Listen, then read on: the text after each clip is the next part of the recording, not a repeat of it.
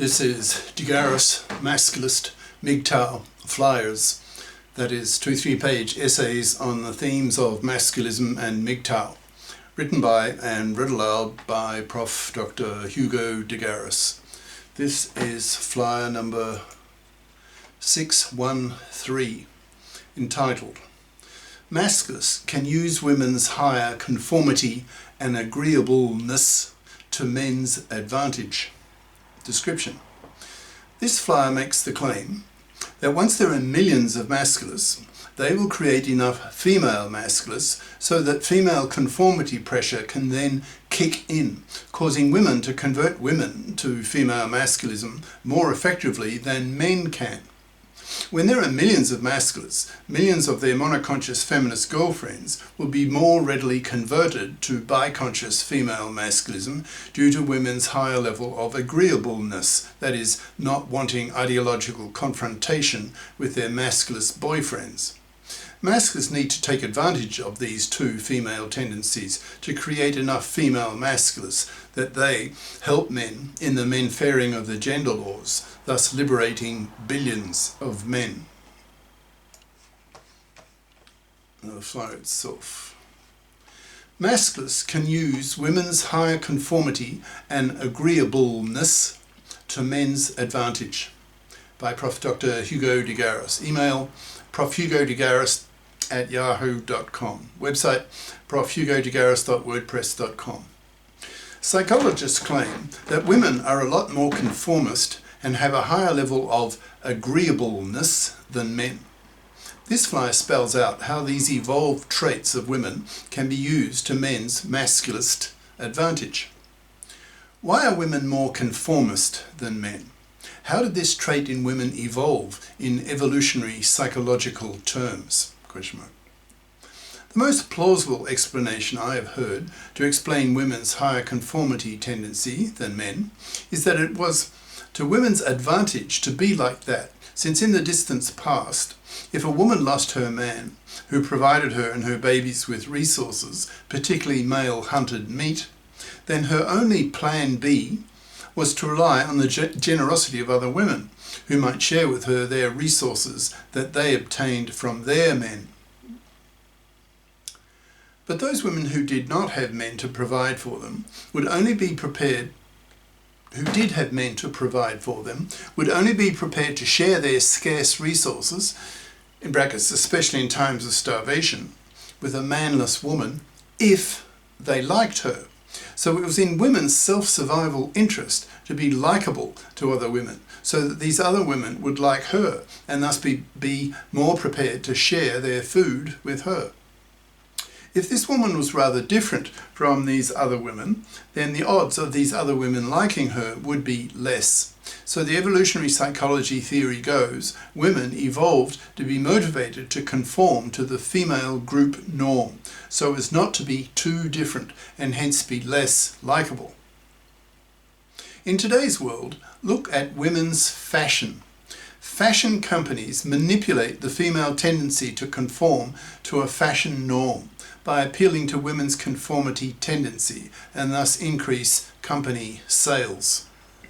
Similarly, women evolved in the distant past a higher level of agreeableness than men, since that too would have been in women's self-interest to be more agreeable to other women and to men than being less agreeable, since women were so dependent on men for their survival, since it was men who provided the male hunted meat and their male protection from other males, and particularly from male warriors of enemy tribes. This high degree of female conformity and female agreeableness can be used to men's masculist advantage.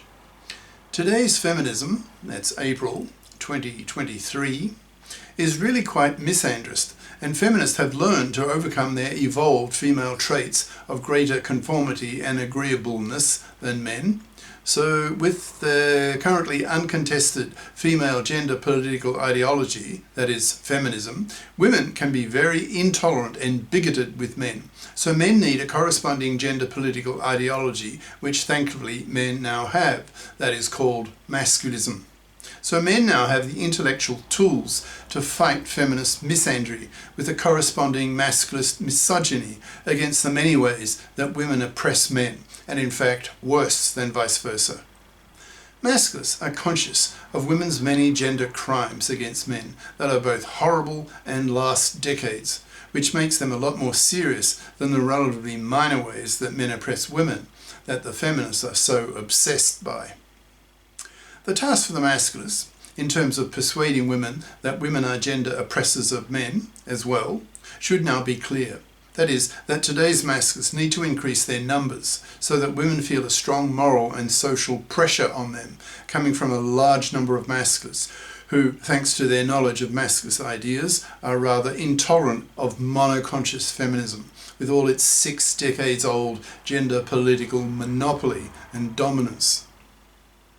The Masculists need to turn that situation around and can use female greater conformist and agreeableness tendencies to promote the Masculist agenda of persuading society that gender oppression is a two-way street, that women need to become biconscious so they stop their insufferable monoconscious gender political bigotry, behaving as though gender oppression is a one-way street, when it is all too clear to Masculists that that is definitely not the case, since Masculists are painfully aware of women's horrible gender crimes against men, the worst big 3 being women's manslavery, women's divorce rape, and women's forced fathering. These big 3 are well known to Masculists, but not to feminists at the time of writing, April 2023. So the Masculists have a major task ahead of them in teaching women the idea that gender oppression is definitely a two-way street. Masculists can use women's greater levels of conformity and agreeableness to help men along this path. To Masculist theorists like myself, this path seems rather obvious, namely that the Masculists need to push their Masculist ideas a lot more forcefully and energetically on the internet, so that millions of men are influenced by them, are intellectually armed by them, and galvanized with men's own gender political ideology that men can use to counter and even crush women's 6 decades old gender political monopoly of feminism. As men listen to Masculist ideas, it can have a liberating effect, since men become conscious that finally here is a set of ideas, Masculist ideas, that give men the intellectual tools to fight back against feminist misandry by telling men that in fact women oppress men worse than vice versa. So that when biconscious Masculists are confronted by monoconscious feminists, the feminist monoconsciousness seems hypocritical and bigoted to the biconscious Masculists, resulting usually in a rather verbally violent confrontation between the monoconscious feminists and the biconscious Masculists. Feminists are often shocked by these confrontations that are growing in frequency as more and more men confront monoconscious feminists with their new Masculist consciousness, pointing out forcefully to these monoconscious feminists that in reality women oppress men worse, and that Masculists give feminists a bitter taste of their own medicine, telling these monoconscious feminists that their punishment by biconscious Masculists is effectively the extermination of these monoconscious feminists, in the sense of being totally ignored by men, masculisted men, not even pumped and dumped, left to rot on the shelf, manless, loveless, sexless, babyless, and miserable. Already, this process is already well underway. In a few years, half of women will be obese and hence miserable. A third of middle-aged women are on antidepressant drugs.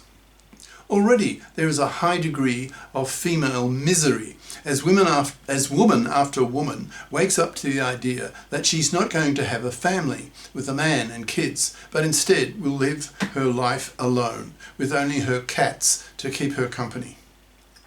The fatter and more feminazi she becomes, the less likely she will be able to even hook up sexually with a man from time to time, especially when the majority of men had been educated into Masculist ideas, who do not tolerate monoconscious feminist bigotry and misandry, and who crush it and punish such women by totally ignoring them, spitting in their faces for being monoconscious feminazi bigots, that's MFBs, an often used term by Masculists. In a few years, it's likely that the majority of men, younger men, will have been masculisted to the point that women become conscious of this fact and hence are forced to accommodate to this new masculist reality and come to terms with its consequences for women. At this point, which hopefully is now only a few years away, masculists can take advantage of women's higher conformity and agreeableness traits. The following scenario will then probably play itself out. Women learn from their male acquaintances and male friends that there is a new gender political ideology in the air called masculism, and that if women, feminists, monoconscious feminists, express their traditional misandry in public, then there is a real risk they will have their heads bitten off by very angry, hateful masculists who lecture them in public how women oppress men worse, and that monoconscious feminists are punished severely by such men by being totally ignored and have their faces spat at. Over the next few years, more and more women will be exposed to masculist ideas, so that once the top 10% of women, in terms of IQ, that is, the smartest decile of women, have become somewhat female masculisted in terms of their level of awareness of how women oppress men, then it will be women, rather than men, who will do most of the conversion work in persuading women to become more female masculist. Women's greater level of agreeableness will be used by masculists when they harangue women with masculist ideas, since women will try to avoid ideological conflict between biconscious masculists who can be very verbally aggressive and hateful against monoconscious feminists by being less feminazi in their response to masculist impatience with the level of monoconsciousness of the feminists. Soon, these biconscious female masculists will start writing about masculist ideas in women's magazines, saying things like, quote, "Female masculists are more likely to have boyfriends, and that is now cool for women to be female masculists," end quote. When millions of women start reading such opinions in their magazines and see such opinions expressed by women in the TV shows they watch, they will be persuaded, not so much by the logic of the masculist case, although the smarter women will be, but by the fact that lots of other women are becoming female masculists and be thus more motivated to do the same thing, so that the tide turns, so that millions of women feel that if they too don't become female masculists, then their primal fear of being rejected by the female group that evolved in them in the distant past will kick in, which will make them feel very uncomfortable. In the distant past, a woman who lost the support of a man's provisioning only had the generosity of other women to fall back on, so losing even that often meant death. So women have a primeval fear of being socially rejected by other women. Women are much more herd animals than men, so masculist strategists ought to use this female tendency to masculists and to men's advantage. When there are millions of masculists, as is likely in the next few years, as the internet spreads masculist and MGTOW ideas widely across the planet, millions of women will notice their boyfriends being increasingly influenced by masculist ideas, who then express these ideas to their monoconscious feminist girlfriends, thus creating the circumstances of future ideological conflict between the two of them, so that women's greater agreeableness than men's can be used by masculisted men to force their monoconscious feminist girlfriends to become more biconscious by learning masculist ideas. Men can afford to be more gender politically confrontational with their girlfriends than vice versa, since men don't have to fear physical violence from their women, given that men are 3 times stronger across the chest on average than women. So once men have the confidence that they have a strong gender political ideology under their belt, that is masculism, they are then in a strong position, using women's greater tendency to conform and to be more agreeable, to more effectively convert women to female masculism, and then to persuade women to help men with the menfairing of the gender laws, thus liberating billions of men across the planet. Cheers. Prof. Dr. Hugo de Garis. Email profhugodegaris@yahoo.com. Website profhugodegaris.wordpress.com. Author of the book Masculism, Men's Rebellion Against Being Man's Slaves to Women, an e-textbook of 610 plus Masculist flyers for men's studies courses, freely downloadable in Microsoft Word format from my website. Ciao.